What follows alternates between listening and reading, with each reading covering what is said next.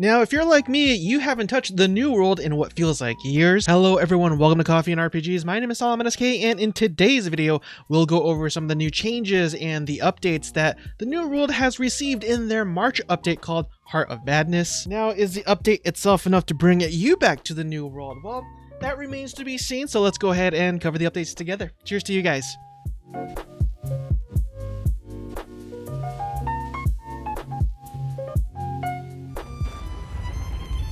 Through a crucible of body, mind, and spirit, the champion shall pass. And so shall those foolish souls enter her domain. They shall come beyond evil, beyond death.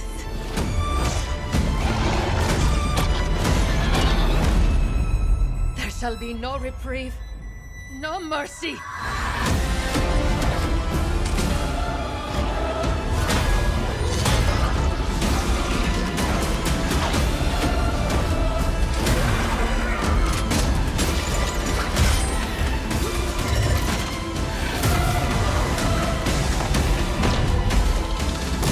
And behold, the true face of corruption! Champion of their doom!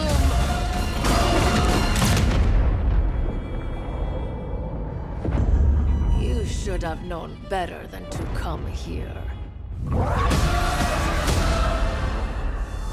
Now, a link to this will be down in the description below if you want to take a closer look at it. But first up in their spotlight, they are saying that the final quest for the Tempest's Heart expedition will be introduced, and this is going to be the quest that will finally wrap up the Isabella storyline. Now, Tempest's Heart will be an endgame expedition for 5 players for level 60 players with gear scores between 550 and 570. And probably the most interesting part of this update, in my opinion, would be the new Blunderbuss weapon, as it's a ranged weapon that offers high mobility coupled with potent close to mid-range damage. And basically this acts like a shotgun, but it's like a one-handed cannon. And what's really cool about this weapon is that it actually doesn't use any ammunition. As you can see here, I'm trying to solo this corrupted portal very unsuccessfully. Do know that I'm not max level yet, and I haven't even logged into the game since December or maybe November. I can't even remember, but anyways, yeah, you could actually have 2 shots in your blunderbuss, and it will constantly have to reload after you shoot your weapon. And I found myself hitting the R button constantly because I'm trying to reload when that's not really how it works, unfortunately. And part of the reasons why I was having such a hard time is because I didn't spec into it. It is going to use strength and intelligence for the blunderbuss weapon. Now, there are 2 trees called containment and chaos. Chaos is going to be more towards your AoE build, whereas containment is going to be more for builds that closes the gap as well as crowd control and just slowing them down and whatnot. Overall, it's a pretty cool weapon. Not necessarily my favorite, but I definitely could find myself having a lot of fun with this as I level up. Now, we'll go ahead and scroll down here for a bit. Now, this content patch they have here on their site is absolutely massive, and I'm not gonna go over every single one of them, or else I'll just go over an hour and bore you guys to death. I'm just gonna cover the more interesting ones here, and next we'll head on over to their open world aspect of their changes. And what's really cool about this one is that they double the storage bonus for all tiers of storage chests. Chests that used to provide 20 weight of bonus storage now provide 40 weight, etc. And that's awesome to hear. I'm always running out of storage in all of my storage chests throughout the territories that I go through. Durability loss has been updated. Now your equipped weapons will take durability loss when you die. Now, probably one of the biggest changes that they have for both PvE and PvP is the fact that player-to-player collision has now been removed for open world expeditions and invasions. So no longer can you troll people in those really tight bottlenecks, I suppose. But and this is a welcome change too, as well as it says here for expeditions.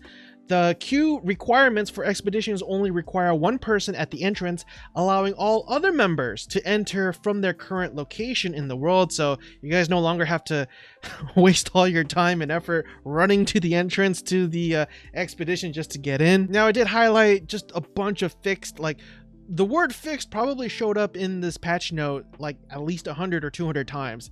It was just basically trying to fix all the problems that they have. Now, I know there's a reputation of the new world getting even more bugs after a bunch of other bugs have been fixed. It is a little bit early to really say that as of right now. I only played a little bit, and the content update was dropped probably about 5 hours ago from recording of this video, so I'm not exactly sure of all the new bugs. There probably are going to be a few, but as of right now, I haven't really seen anything that prevalent yet. Now, as we continue to keep scrolling down here to pass all the fixes and whatnot over at their game mode updates. And so this is definitely going to be geared more towards the PvP aspect of the game, as defenders will no longer be able to spawn on points A, B, and C. They can only respawn inside their fort, and this is their war gameplay, as well as increase the quality and quantities of rewards that players will receive from reward caches granted from war as well. That's also granted to the invasion aspect of the game, as they also increase the quality and quantity of rewards. Now, the two things that stood out in terms of Outpost Rush is that they removed the downed state from Outpost Rush, so players will now immediately die when they hit 0 death, and teams can now see the enemy progress towards a corrupted brute token on the map as well. Now, if you ever have to abandon a house, players will get back half the original purchase cost when abandoning it. Again, we're just going to pass all the fixed stuff that they have here. More fixing. Now, this portion of the update is brought to us by the feedback that the developers received from their public test realm. And so we'll go ahead with combat first, and it says here that you can now move while using your inventory, which is a pretty nice quality of life improvement. As you can see here that I'm moving along.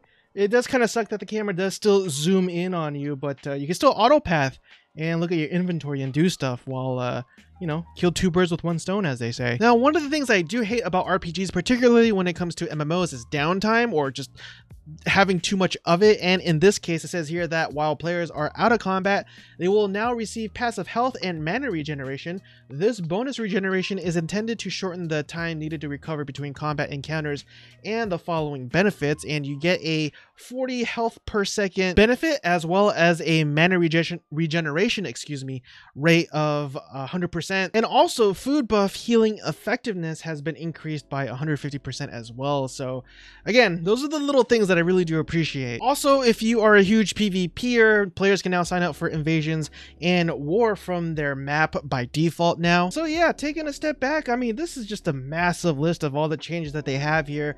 Let me know if there's something that I missed that I should have included, because again, like, I probably went through this for about half an hour, and these are the stuff that I thought was most interesting. But if there's anything in here that I should have included, definitely let me know down in the comment section below. Now, is it enough for me to want to play this game? Actually, yeah. Again, I installed the game for the purposes of making this video, but I haven't uninstalled it yet. With that being said, everyone, I hope you guys have a blessed night, and I will talk to you guys next time. Cheers again, everyone.